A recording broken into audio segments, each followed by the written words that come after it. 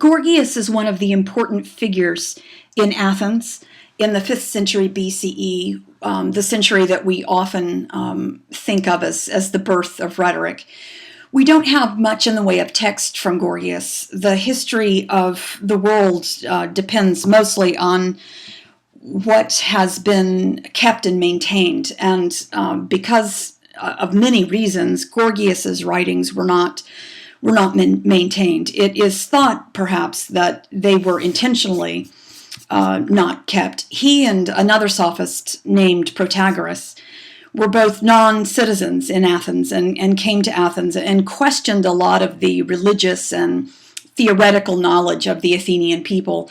Protagoras, a sophist that we won't study in much depth, so angered the Athenians and so frightened them with his notions that an order was put out to burn all of his writings. So these individuals were kind of the typical alien figures in a culture. They were participants in the Athenian life, but they were outsiders. And this probably had a lot to do with what we have kept. One of the things we do have is the Encomium of Helen, and we have a variety of other fragments from Gorgias. Again, his name is pronounced with the hard G's, Gorgias, Gorgias. Gorgias came from Sicily with a group who came to Athens in 5th century BC. Athens was a popular place because democratic reforms were put into place.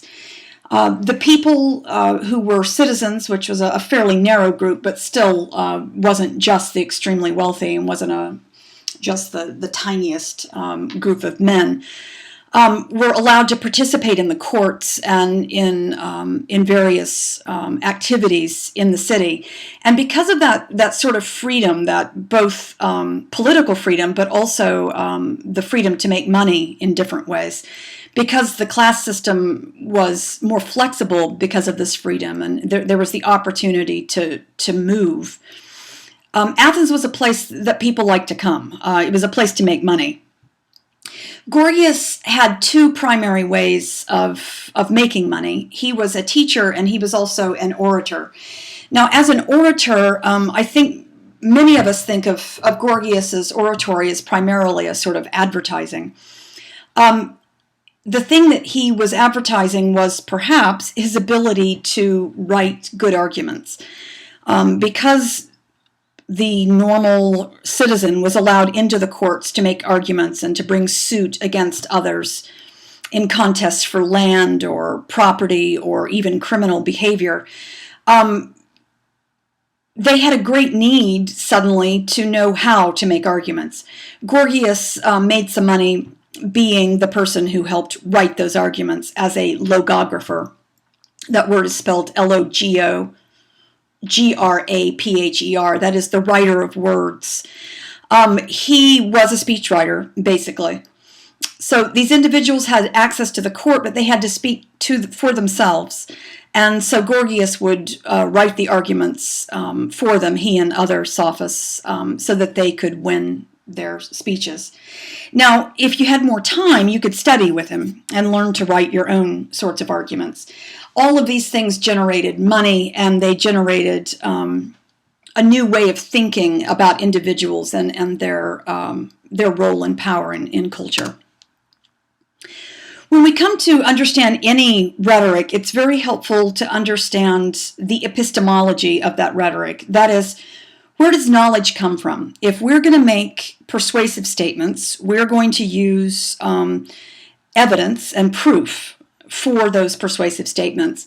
And it's critical to know where that evidence and proof comes from. If we are, for instance, religious, we might believe that evidence and truth come from a holy text, whether it be the Quran or the Bible. If we're not believers in that way, if we don't have a religious knowledge as part of our epistemology, then we're not likely to be persuaded by holy text. So it's always an important question to ask, where does knowledge come from? What are the thoughts about knowledge for this rhetorician? For Gorgias, knowledge is he's a skepticist. He's someone who does not believe in the possibility of knowledge. In the fragment from his text on nature, he writes, "Nothing exists. If anything exists, it is incomprehensible. If it is comprehensible, it is incommunicable." Nothing exists is as much a conclusion as it is an initial statement. Nothing exists for Gorgias on a practical ground, that if it does, we can't comprehend it. And even if we could comprehend it, we couldn't communicate it. He has a basic skepticism about the ability of language to communicate our understanding of the world. He, in fact, is pretty interested in our shared understandings of the world. And he believed early on that empirical knowledge seemed to be more stable than other kinds of knowledge. That is, knowledge that came from our senses, what we could see, what we could touch, what we could hear and feel. Now, keep in mind, this is just the beginning of science in 5th century BCE Athens. I mean, this is just the very beginning of a concept that we can know or understand the world. Again, this empiricism is not a solid or thoroughgoing sort of thing for Gorgias, but he does tend to have more confidence in what he can see and touch than in other sorts of non-sensory basis. But basically, practically speaking, on an everyday basis, he doesn't believe it's possible to know what exists, and consequently, nothing does exist. Now, in terms of rhetoric, we get a lot of key concepts and words from Gorgias and from other sophists of the time.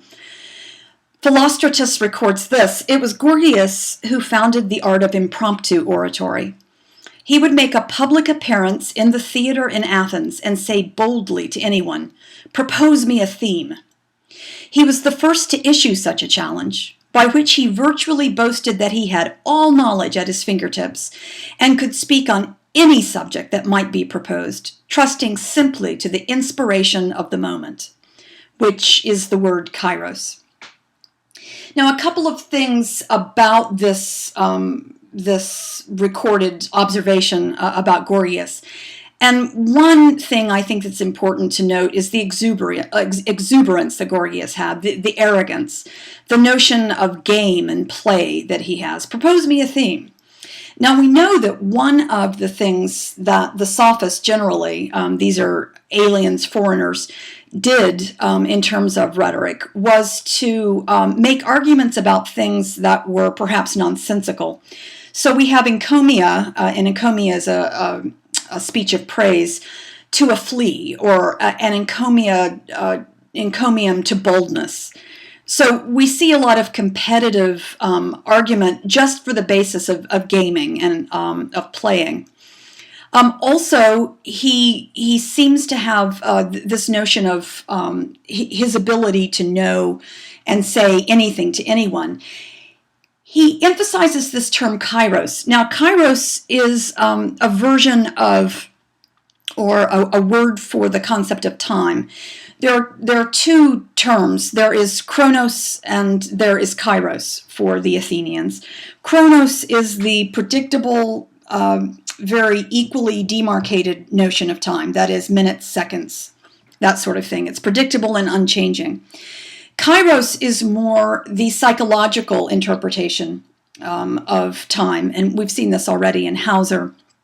This notion that there are particular moments within this chronology of opportunity, and kairos is the ability to both see and take advantage of that moment. Now, we see the term kairos in a lot of other contexts, and one of the ways that it originally is used is within the medical context. So Hippocrates, he of the Hippocratic Oath, uses the term kairos to talk about the doctor's ability to make choices about the individual in surgery or with drug use and so on. Now, we know that Gorgias's father was a doctor, so this notion of kairos it begins in the terms of this medical notion, that is, seeing that this would be a good time, a better time than other times. This minute is a special minute. This moment is a special moment. If I don't seize this moment now, then I won't be able to save the patient. So it's a view of time that is hierarchical. Not all minutes, not all moments are created the same. Now, another concept that plays into the rhetorical notions of the Sophists and of Gorgias is the notion of prepon, and that is the appropriate, the notion of the appropriate, doing the appropriate thing at the appropriate time. We might want to think of rules for eating or greeting, or the various sort of rules of conduct in a culture, noting that those change from one situation to the other, and that experience is one of those things that helps us learn the importance of prepon. Now, Gorgias was a traveler. He was a diplomat. He'd been exposed to a lot of cultures. And because of that, he was aware of a variety of different social practices. So this prepon and kairos work together to help him understand how to speak. Now, logos for Gorgias and for the 5th century BCE Greeks was a fairly broad term that had a lot of power in it. Logos could mean the word, and it could also mean the argument, or a sort of ability to know and understand. Gorgias is just on the cusp of the notion of logos being argument. There's a sense in this time period that words themselves contain meaning. That is, it's not arbitrary that a chair is called a chair. There is something requisite about the word chair for a chair. So there's a certain power and mysticism that we're going to see attributed to logos. Now, Gorgias is moving away from this a bit. As we can see, he doesn't believe truth is communicable or even comprehensible. So he's going to start questioning the stability of logos, and he's really going to see logos as a much less stable notion. In addition, it is through Gorgias and then also other sophists such as Protagoras that we come to understand the notion of doxa. And doxa is the key word that indicates the received truths of a group of people. The process of getting something into doxa is the interesting thing. So notice for the Athenians that there has been a change in the way business is done. At one time, just a small group of people are thought to be able to rule the city-state. And in this new democracy, a much broader group of people are thought to be able to control the city-state. They are thought, for instance, they argue, one of the doxa is that I can come in and make an argument about why a piece of land is my piece of land and not his piece of land. Doxa are these basic common beliefs that we share as a culture. And this is something that I think the sophists are going to emphasize greatly. This is not truth with the capital T, but rather truth in the terms of what we practice and live by every day.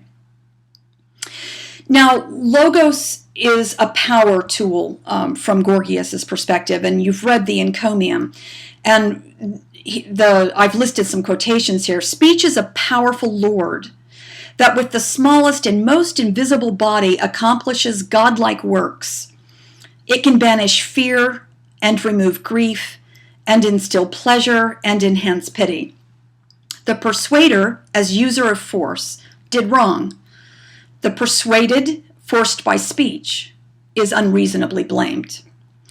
Now, I think in the Encomium, Gorgias proposes what we might want to call a unilateral version of rhetoric. That is, speakers and words have the power.